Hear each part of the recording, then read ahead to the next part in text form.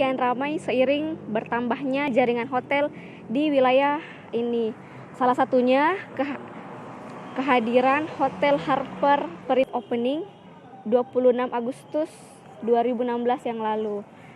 Sekarang, manajemen kembali mengadakan acara grand opening untuk Harper Perintis Hotel. Jaringan hotel Archipelago ini memperkenalkan pesona rustik. Saat ini Tribun Timur sedang live drone di kawasan Harper Perintis Makassar.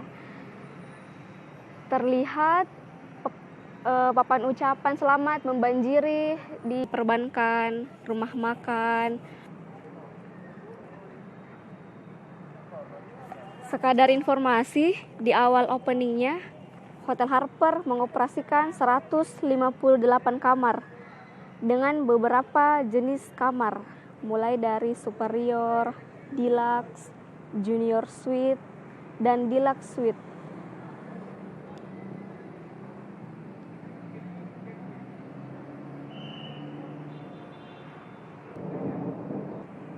Mulai kamar, unggulannya Sari.